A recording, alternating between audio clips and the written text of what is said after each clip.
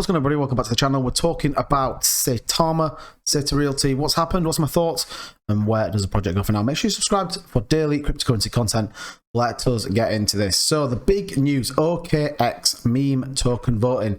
Now, this was launched, I'm going to say 3 days ago. I think it was 25th. Yes. So a couple of days ago, where OKX basically offered any of these tokens, if they got 5,000 votes, they would be listed over on OKX. Now, there was a big push from the Saitama community on the back of the AMA, and we're going to cover off the kind of main topics of that, but a big push to try and get Saitama listed. Now, it did feel awkward at some points. It's a big exchange, second biggest exchange past Binance, so certainly would be a good catalyst for Saitama to get onto. The question is, did they make it? And we'll talk about that just as we get into this video. So let's take a look at the price. 1181. Now, we did see a significant move yesterday, the day before, as it kind of ran into the launch of Saitarealty. You can see it here, and then there was lots of problems, there was lots of issues, and it's kind of dumped all the way back down. It has seen a bit of recovery today, but not a great deal, up 15%. The whole market is having a pretty good day today. 6.7 million in daily volume, $625 million in market cap, holders 355,000, 13.6 million in liquidity. Now, we know Saitarealty was a exclusive launch on Saitamask. Now, if you haven't seen Sandstorm YouTube channel, did swap on Uniswap. It's an ERC20 token, so fundamentally, if you got the contract address, you can swap it. Like Russ said in the AMA, Saitamask is only a portal onto the blockchain. So still a troubled launch, not the best look. And then we obviously got the AMA from Russ and Max. And what did we get out of there? Well, look, they talked about having to 10x and 100x their scaling capabilities to launch Saitarealty. I did tweet this out, given the fact that, you know, 350,000 holders, even if you had an average of 5,000 holders, the numbers just don't seem to add up with that. But they had to do it on the fly. There was loads. Old Man Dave asked a brilliant question around the contract and the cooldown period. It just sounded like they weren't ready, and it sounded like another kind of push out. They, at one point, apparently had 14,000 connections a second, 120 million hits through onto the blockchain. I'm not, you know, super tech savvy in terms of that, but it sounds like a lot. But then at the same time, 350,000 holders, you would expect them to kind of prep for that. There was an error with the contract when it got loaded up, hence why people were able to buy more, and those wallets have been blacklisted. Now, what they've said is they'll reimburse the ETH value of them, yet to be seen what happens with that. They did put a lot of blame and a lot of issues at the blockchain, and I guess you kind of understand that. It is understandable, but at the same time, it kind of doesn't go a long way to solve the issues that quite a lot of people had. People lost thousands, and you know what? There was a real shift in the feeling of the Saitama Wolfpack. You know, we got to start scoring some wins, man. We got to start getting some points racked up on the board.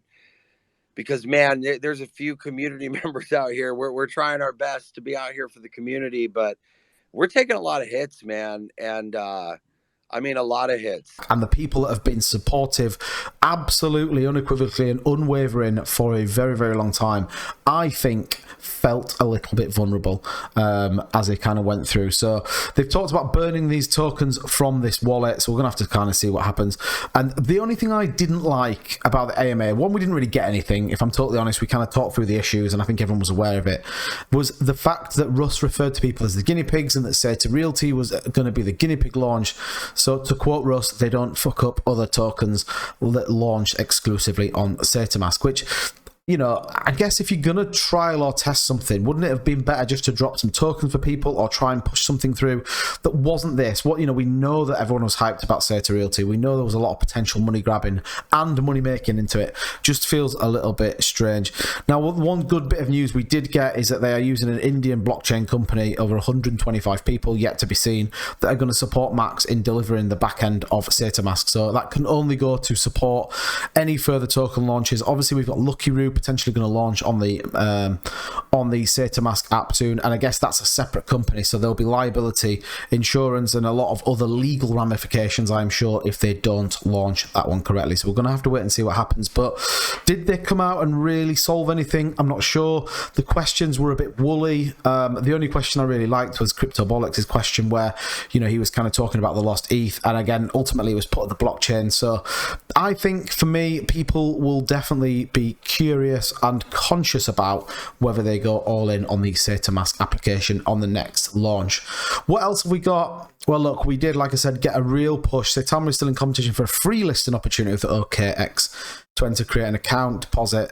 So it's 5,000 votes. It's 50k. A lot of people saying it's a free listing. It's not. It's 50k. That's what they're expecting. $10 from 5,000 people is 50k. So as much as it's a free listing to the dev team, but ultimately it's a 50k fee to holders out there. Yes, it's only $10 per person. It's still a fee. And then obviously we got this from Russ. Take a break, take a deep breath, put your phone down for a minute, understand you're on the ground level of something amazing, manifest what you want and it will come. As always, our community is the top priority. Always has been and always will be. So we're going to have to wait and see what that looks like. I think, to be honest, the devs feel vulnerable. There was definitely a shift in the feeling on those AMAs, and I jumped on a couple of spaces afterwards. There was definitely a downturn. The hype had gone. There was a real solemnness about some of these where I think people were just really consolidating their thoughts and thinking about what goes next. Have we seen anything on the back of that? No, as usual, it's all gone a little bit quiet, and this is where I think they just need to step up and be regularly communicating, getting the information out there. What are they working on? That's how you build trust. And I think ultimately with Saitama right now, the trust has gone, and it's even gone from some of the absolute super maxes that were on Saitama. I'm still holding. I haven't sold. Probably two reasons. One, I'd sell at a loss. Two, you never know. I always said it was a long-term hold for me. I think that the project is still a long-term hold, so I'm going to sit on it, see what happens, and ride this thing out. Like I said, if I had a huge bag in there, I'd definitely be tempted to probably move some of it out there, but my bag isn't that big in comparison to what I've got in some of the other ones, so I'm just going to sit it and ride it out. But let me know in the comments down below what you think. What do you think of AMA? Are you still in or are you getting out? And I'll see you guys in the next video.